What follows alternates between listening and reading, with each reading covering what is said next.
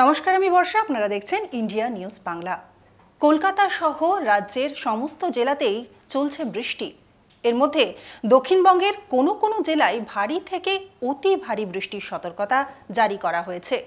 অন্যদিকে উত্তরবঙ্গের জেলাগুলিতে প্রবল বৃষ্টি চলবে বলে জানা গিয়েছে। এই অবস্থায় আগামী কয়েকদিন কেমন থাকবে বাংলার আবহাওয়া, চলুন জেনে নেওয়া যাক আবহাওয়া অফিসের পূর্বাভাস। আবহাওয়া দফতরের পূর্বাভাস অনুযায়ী রথের দিনে ভিজল বাংলা। রবিবাসরীয় দুপুরে কয়েক পশলা বৃষ্টিতেই জলমগ্ন পরিস্থিতি হয় কলকাতার।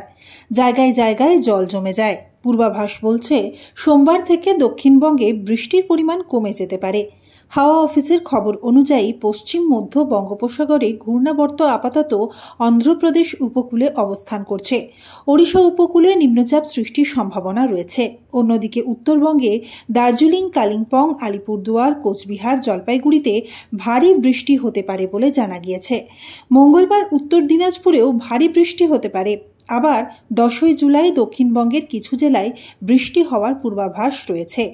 আলিপুর হাওয়া অফিসের পূর্বাভাস অনুযায়ী 8ই জুলাই কলকাতার সর্বোচ্চ পারদ 34 ডিগ্রি থাকতে পারে।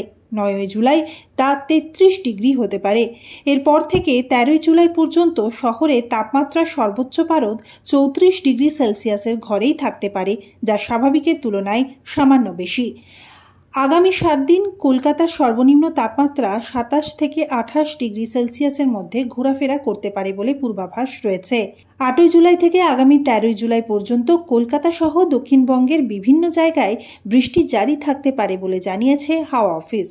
অন্যান্য খবরের জন্য দেখতে থাকুন ইন্ডিয়া নিউজ বাংলা।